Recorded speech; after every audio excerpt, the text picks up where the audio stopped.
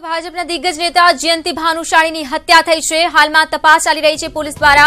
તો સાથે જ જે પીએમની કાર્યવાહી છે તે અર્થે તેમના મૃતદેહને અમદાવાદ એમ્બ્યુલન્સ મારફતે લઈ આવવામાં આવશે। તો માળિયા મિયાણાથી એમ્બ્યુલન્સ મારફતે આ મૃતદેહને અમદાવાદ ખાતે લઈ આવવામાં આવશે। તમામ પ્રોટેક્શન સાથે એમ્બ્યુલન્સ મારફતે જયંતિ ભાનુશાળીના મૃતદેહને લઈ આવવામાં આવશે। તો ફોરેન્સિક પીએમ કરવામાં આવશે। પરિવારજનો દ્વારા જે જલ્દીથી જલ્દી આ હત્યારાને ઝડપી લેવા માટેની માંગ કરવામાં આવી રહી છે। ત્યાં બીજી તરફ પોલીસ પણ સવારથી જ કામે લાગી છે અને હત્યારો જલ્દીથી જલ્દી પકડાય। આ પાછળ કોનો હાથ હોઈ શકે છે, હત્યા કરાવવા પાછળ એ તમામ વિગતો મેળવવા માટે, કડી મેળવવા માટે ધમધમાટ તપાસનો જોવા મળી રહ્યો છે। તો જયંતિ ભાનુશાળી જેવો અબડાસાના ધારાસભ્ય રહી ચૂક્યા છે। તો ટ્રેનનો કોચ છે કે જ્યાં તેમની હત્યા કરવામાં આવી હતી, જે ટ્રેનમાં તેઓ સવાર હતા 19116 આ કોચ એસી ફર્સ્ટ કોચ છે, પ્રથમ શ્રેણી વાતાનુકૂલિત જે કોચ હતો તેમાં તેઓ સવાર હતા।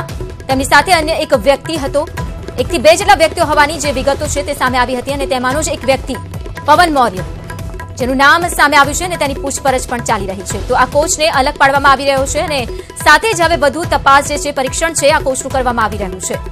તો આ જ કોચમાં તેમની હત્યા કરી દેવાઈ છે। જયંતિ ભાનુશાળીની આ કોચમાં હત્યા કરી દેવાઈ છે, ગોળી મારીને તેમની હત્યા નિપજાવવામાં આવી છે। રાજકીય એન્કાઉન્ટર થયું છે। જયંતિ ભાનુશાળીનો આશંકા પરિવારજનો દ્વારા વ્યક્ત કરવામાં આવી છે। ત્યારે ગુજરાતના રાજકારણમાં ગરમાવો આવી ગયો છે, હલચલ મચી ગઈ છે આ મર્ડરની ઘટનાથી, કારણ કે ભાજપના દિગ્ગજ ધારાસભ્ય નેતા રહી ચૂક્યા છે અને સાથે જ તેમણે જે ભાજપમાં કામગીરી નિભાવી છે તેને જોતા હાલમાં રાજકારણ ગરમાઈ ગયું છે। આખરે હત્યા પાછળ કોનો હાથ હોઈ શકે છે, આ તમામ બાબતો જાણવા માટે પોલીસે વધુ તપાસ હાથ ધરી છે। સાથે જ કોંગ્રેસે પણ કેટલાક આરોપો લગાવ્યા છે। હરેન પંડ્યા કેસને યાદ કરવા સાથે જ કેટલાક આરોપો ભાજપ સરકાર પર લગાવવામાં આવી રહ્યા છે। હત્યારા સુધી જલ્દી પહોંચી શકાય તે માટેની કોંગ્રેસે પણ માંગ કરી છે કે આ ઘટનામાં તટસ્થ રીતે તપાસ થાય। બીજી તરફ આ ઘટનાના કારણે રાજકારણ હચમચી ગયું છે। તો ગઈકાલ રાત્રિની આ ઘટના છે। 10 વાગ્યાની આસપાસ જયંતિ ભાનુશાળી કચ્છભુજથી નીકળ્યા હતા। સયાજીનગરી એક્સપ્રેસમાં બેસીને એસી કોચમાં તેઓ સવાર હતા અને રાત્રિ દરમિયાન અહીં કોઈ અજાણ્યા શખ્સે તેમના પર ગોળી મારીને હત્યા કરી દીધી છે। તો એ કોચ છે, આપ જોઈ રહ્યા છો આ કોચમાં જે હત્યાની ઘટનાને અંજામ આપવામાં આવ્યું છે તે કોચ છે। પરીક્ષણ ચાલી રહ્યું છે હાલમાં આ કોચનું અને વધુ તપાસ પોલીસે હાથ ધરી છે, જેમાં એલસીબીની ટીમ, લોકલ ક્રાઇમ બ્રાન્ચ પણ જોડાયેલી છે। તો આ H1 કોચ છે જે અમદાવાદ રેલવે સ્ટેશન પર આવી પહોંચ્યો, તેને છૂટો પાડવામાં આવ્યો પ્લેટફોર્મ નંબર 4 પર અમદાવાદના રેલવે સ્ટેશન પર, જેને ઉભો રાખવામાં આવ્યો હતો અને ત્યારબાદ આ ટ્રેનમાંથી આ કોચને છૂટો પાડવામાં આવ્યો છે અને હવે વધુ તપાસ કામગીરી હાથ ધરવામાં આવી છે। આ કોચમાં જે હત્યા થઈ છે તેના દ્રશ્યો, આ તસવીરો આપ ટીવી સ્ક્રીન પર જોઈ રહ્યા છો। તો અહીં બેઠા હતા જયંતિ ભાનુશાળી, જ્યાં તેમની હત્યા કરી દેવામાં આવી હતી। બીજી તરફ પરિવારજનો જેઓ રડી રહ્યા છે ચોંધાર આંસુએ અને સતત એક જ વાત કહી રહ્યા છે કે છબીલ પટેલ દ્વારા આ હત્યા કરાવાઈ છે। જયંતિ ભાનુશાળીના પત્ની જેઓ સતત કહી રહ્યા છે કે ધમકી મળતી હતી જયંતિ ભાનુશાળીને અને રાજકીય ષડયંત્ર છે તેમની હત્યા પાછળ। તો આક્રંદ છે પરિવારજનોમાં।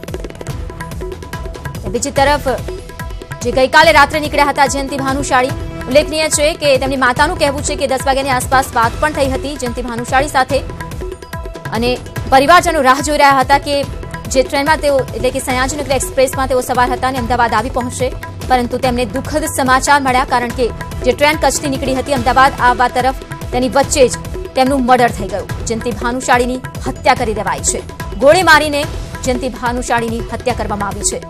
જોઈ રહ્યા છો આ ઘટનાના જે દ્રશ્યો છે, અલગ અલગ તસવીરો જે છે જયંતિ ભાનુશાળીની જે કોચમાં હત્યા કરવામાં આવી છે તે દ્રશ્યો છે। બીજી તરફ પરિવારજનો જે ચોંધાર આંસુએ રડી રહ્યા છે। તો આ તરફ છબીલ પટેલ જેમના પર આરોપ લાગ્યા છે હત્યાને લઈને, તે ગાયબ છે। તેમની સાથે સતત વાત કરવાના પણ પ્રયત્નો કરવામાં આવી રહ્યા છે, પરંતુ તેમનો ફોન સ્વિચ ઓફ આવી રહ્યો છે। તો પરિવારજનો પણ કંઈ જ કહેવા તૈયાર નથી। છબીલ પટેલના પરિવારજનોને મળવા માટે પહોંચ્યા, વધુ વિગતો મેળવવા માટે તેમના નિવાસસ્થાને પહોંચ્યા અમારા સંવાદદાતા, પરંતુ પરિવારજનો તરફથી પણ આ બાબતને લઈને કોઈ જ સ્પષ્ટતા કરવામાં નથી આવી રહી। ત્યારે હવે પોલીસ દ્વારા જે ધમધમાટ શરૂ કરવામાં આવે છે તપાસનું જોવું રહ્યું કે આખરે આ તપાસ દરમિયાન શું ખુલાસાઓ થાય છે, શું નવી વિગતો જાણવા મળે છે।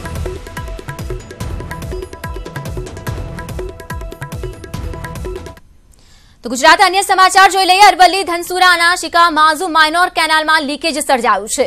આ લીકેજને પગલે હજારો ક્યુસેક પાણીનો વ્યય થઈ રહ્યો છે। પાણીના બગાડના કારણે ખેતરોમાં જવાના રસ્તાઓ પણ બંધ થઈ ગયા છે। તો પાણીનો બગાડ થઈ જતા બાકીના ગામો પાણીથી વંચિત થયા છે। ગામ લોકો દ્વારા અવારનવાર તંત્રને રજૂઆત કરવામાં આવી રહી છે, ત્યારે અધિકારીઓ દ્વારા માત્ર ફુગાટ આશ્વાસનો આપવામાં આવી રહ્યા છે। તો એક તરફ પાણી માટે લોકો તરસી રહ્યા છે, પાણીની બુમરાણ છે, બીજી તરફ પાણીનો વ્યય થઈ રહ્યો છે, જેના કારણે ગામ લોકોમાં ભારે રોષ છે। આ અંગેની વારંવાર રજૂઆતો કરવામાં આવી છે, તેમ છતાં પણ અધિકારીઓ આ બાબતે ધ્યાન નથી આપી રહ્યા। આપ જોઈ રહ્યા છો, ખેતરોમાં પાણી ફરી વળ્યા છે, સતત પાણીનો બગાડ થઈ રહ્યો છે। અરવલ્લી ધનસુરાના શિકા માઝુ માઇનોર કેનાલમાં લીકેજની ઘટના સર્જાઈ છે। હજારો ક્યુસેક પાણી અહીં જેનો બગાડ થયો છે, વ્યય થયો છે।